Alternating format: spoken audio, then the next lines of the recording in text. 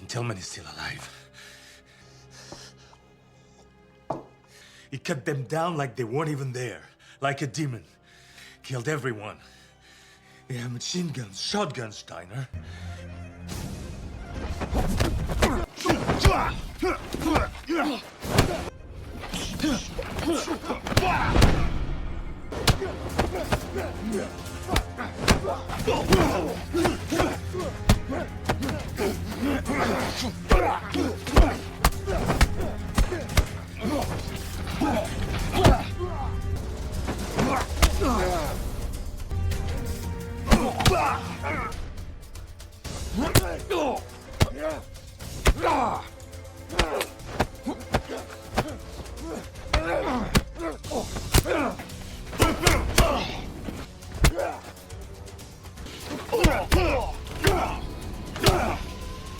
Now I have nothing.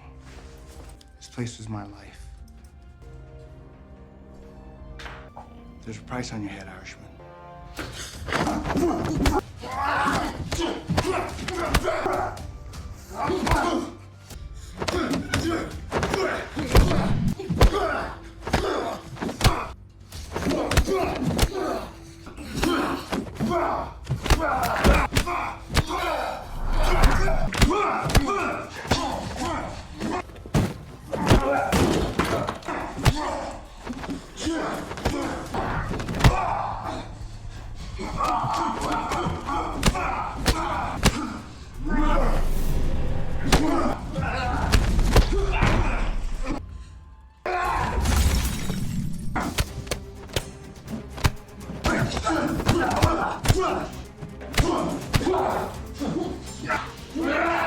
The film begins in 1959 within the oppressive environment of a Burmese prison, where Martin Tillman, a hardened inmate of Irish descent, the atmosphere is charged with tension as two soldiers approach him under the orders of Steiner, a merciless German fugitive who has established an empire characterized by cruelty and violence.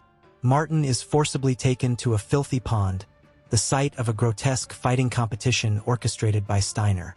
His opponent, driven by a desperate desire for freedom, has been promised victory over Martin in exchange for his release.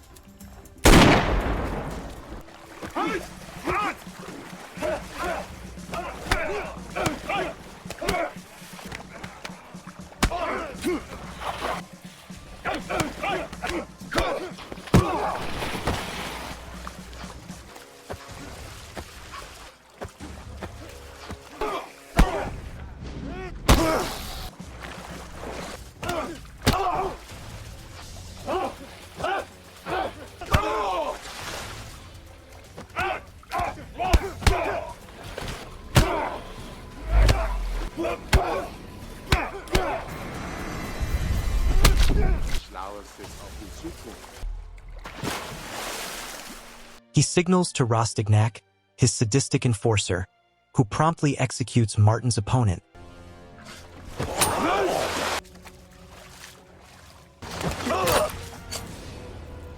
Serving as a grim reminder that survival depends on obedience. Following this brutal display, Martin is escorted back to his cell, where his reputation as the strongest fighter in the camp begins to take shape. During their return, Martin and the guards encounter Isabel, a local villager. When the guards start to harass her, Martin's anger ignites, but is quickly subdued by another. Later, to his surprise, Martin learns that Isabel has come to the camp to deliver flowers to Steiner, an act rooted in a complex loyalty tied to her past. Despite his status as a convict, Isabel shows compassion towards Martin, recognizing his inherent humanity. Meanwhile, Steiner faces Harrison, a British agent demanding Martin's release. Harrison reveals that Martin is a fugitive wanted in England for violent crimes associated with his tumultuous history. However, Steiner, who profits significantly from Martin's involvement in the fights, dismisses Harrison's demands, feigning ignorance regarding Martin's existence. After considering Harrison's proposal, Steiner calls Martin in and informs him that he is free to go, apprehensive about potential repercussions from the British authorities. Following his release, Martin finds himself aimlessly wandering until he encounters a bar owned by Valentine, Isabel's adoptive father. Valentine, a compassionate yet pragmatic individual, welcomes Martin and offers him a position as a bouncer. For the first time in years, Martin begins to experience a sense of peace and normalcy returning to his life. As Martin and Isabel grow closer amidst this newfound stability, their bond deepens. However, this tranquility is short-lived. One fateful night, a disagreement among patrons escalates into chaos. At Valentine's urging, Martin intervenes to restore order with swift and decisive action. This display catches the attention of Steiner's men. Your knees, I hear knocking.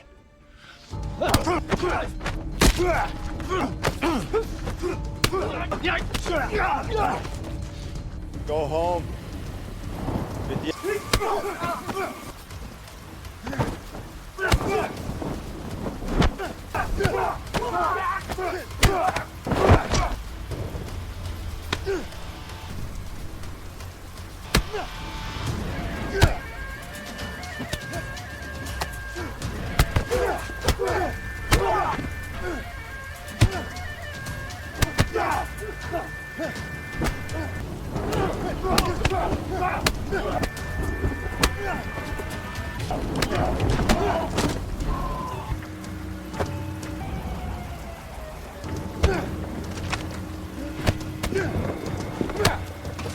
The following day, Boone and Rostignac confront Martin at the bar, revealing that one of the injured men was one of Steiner's prized fighters, now left incapacitated.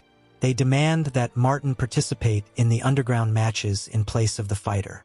Faced with Rostignac's threat to jeopardize Valentine's livelihood if he refuses, Martin reluctantly consents to fight once again. Back in Steiner's brutal arena, he confronts a relentless series of opponents while the crowd bets fervently, causing Steiner's profits to soar.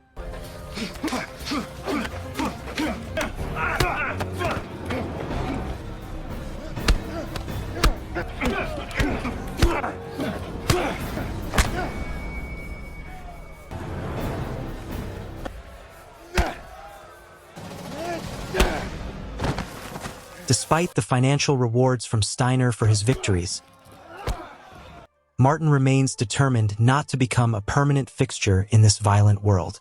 Meanwhile, Valentine learns from Harrison about Martin's troubled past and his status as a wanted man in England for seeking bloody retribution against those responsible for his family's tragic fate. As Martin grapples with his choices and the haunting remnants of his past, the cycle of violence looms ominously over him once more. Despite the significant bounty on his head, Valentine remains unwavering in his loyalty to Martin, refusing to betray him. Steiner continues to manipulate Martin, drawing him deeper into a cycle of violence. He presents Martin with more opportunities for fights, and when Martin agrees to one final match in the hopes of earning enough money to escape with Isabel, Steiner reveals his true intentions. He demands that Martin intentionally lose the fight. Reluctantly, Martin concedes.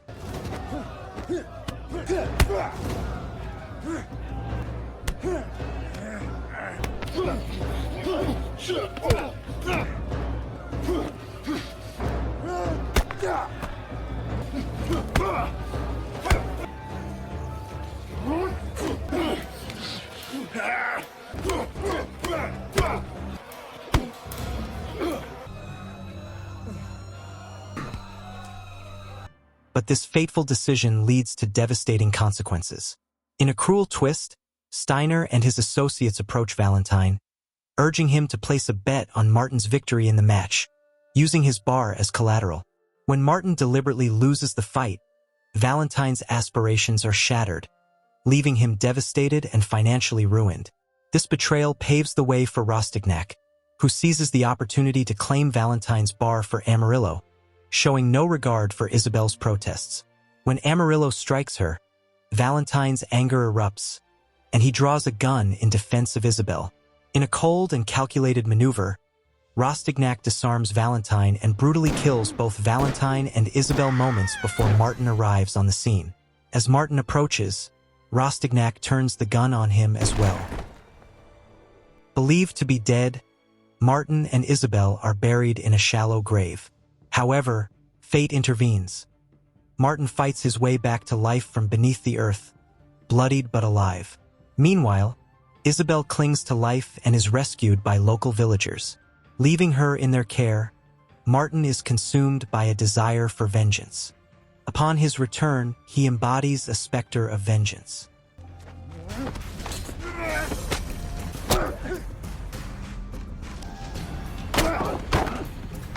He storms into Valentine's former bar, now under the control of Steiner's men, and systematically eliminates them one by one.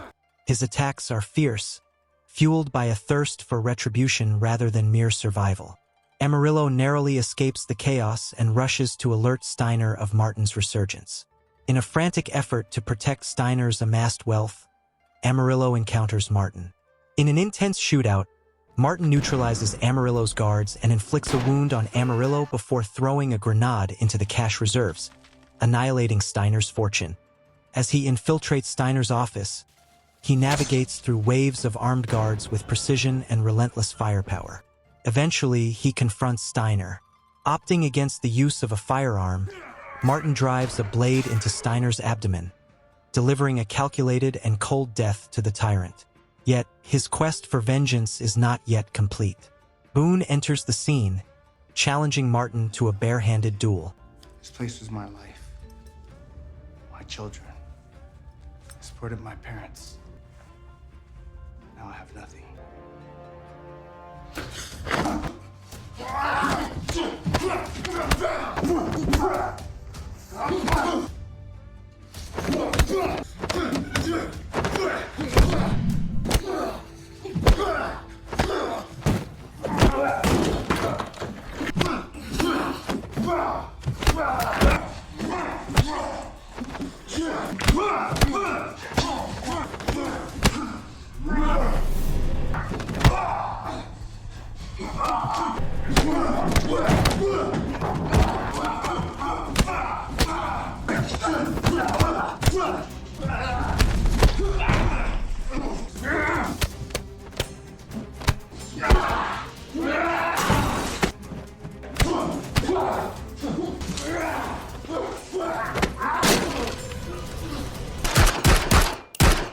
Rastignac retreats into the wilderness, rallying men and weapons for a final confrontation.